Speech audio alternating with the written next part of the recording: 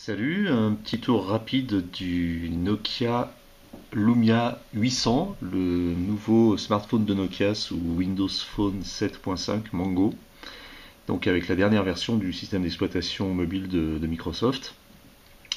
Alors un smartphone qui est dans le commerce en France depuis quelques jours et que j'ai la chance de pouvoir utiliser au quotidien également. Une très belle petite machine, très réussie du point de vue design, avec une surface lisse et assez pure, assez épurée, avec sur le côté un bouton pour on retrouve les boutons traditionnels de prise de photo, bouton marche-arrêt, les boutons ici de volume plus et moins. Sur le haut de l'appareil, une sortie jack 3 pouces 5 et puis ou 3 mm 5 plus exactement. Et puis deux trappes qui permettent de loger la carte SIM, micro SIM, et également une trappe qui permet de dégager la prise USB, micro USB. Voilà pour la présentation extérieure. Sur la façade, on retrouve les boutons habituels de Windows Phone, à savoir la recherche Bing direct, et puis le bouton de retour à la page d'accueil, et enfin le bouton de retour au menu précédent. Voilà pour la présentation. Donc en fait, pareil que d'habitude, on lève le rideau sur les applications. Et là, on a une home page que les utilisateurs de Windows Phone 7 connaissent bien, avec pas mal d'applications. Ce qui est intéressant, c'est de voir que l'écosystème Windows Phone a pas mal évolué. Aujourd'hui, je crois qu'on atteint 40 000 applications, ce qui commence à être une masse intéressante. Et dans ces applications, on retrouve maintenant la plupart des applications un peu stars qu'on connaît sur les autres systèmes d'exploitation, comme par exemple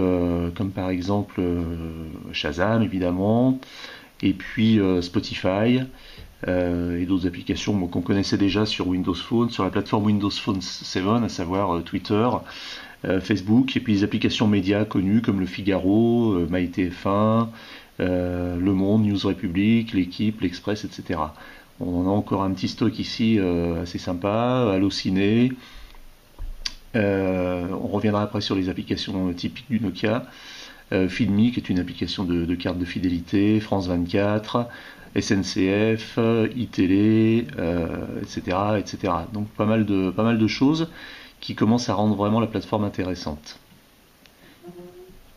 Du point de vue des applications typiques à Nokia, et c'est ça surtout qui est intéressant à voir, on va se mettre en mode connexion pour lancer le Wi-Fi. On va revenir ici, hop, paramètres, voilà, Wi-Fi, c'est bon, il est connecté.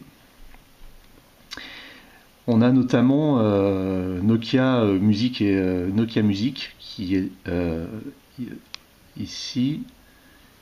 Voilà, je vais le trouver. Hop, musique. Voilà. Dont j'ai déjà parlé sur Presse Citron, qui est une application en fait de radio intelligente en streaming, un petit peu de type Pandora ou les smart radios de Deezer, et qui permet voilà, application mix radio, qui permet de faire défiler de la musique en fonction de ses affinités musicales. On peut également acheter directement à partir de l'appareil. Voilà, donc différents types de musique, coup de cœur, etc. Ça marche bien. Par contre, par rapport à ce qu'on connaît sur d'autres smartphones, et notamment l'iPhone, le son est un petit peu décevant. Le son sur ce Nokia n'est pas très très bon. En mode haut-parleur extérieur, évidemment d'origine, hein, bien sûr, quand on met un casque, tout change. Alors sur les applications typiquement Nokia, qu'on ne trouve pas pour l'instant sur d'autres téléphones Windows Phone, j'ai été séduit par l'application Nokia Drive, qui est en fait un GPS qui correspond au GPS gratuit qu'on a sur Android, GPS Google Maps navigation. Et là, voilà, on a un vrai GPS qu'on peut basculer en mode paysage, avec une vue 3D, enfin une vue panoramique, plus exactement.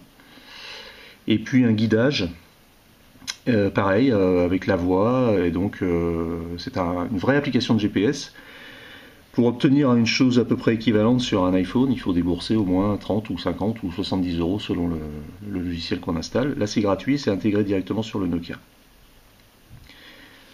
Voilà, on retrouve évidemment une de mes applications préférées, Spotify, qui fonctionne parfaitement bien, comme sur les autres appareils. Très agréable avec l'interface métro de Windows Phone, ses playlists. Voilà, et puis quand on veut lancer un titre,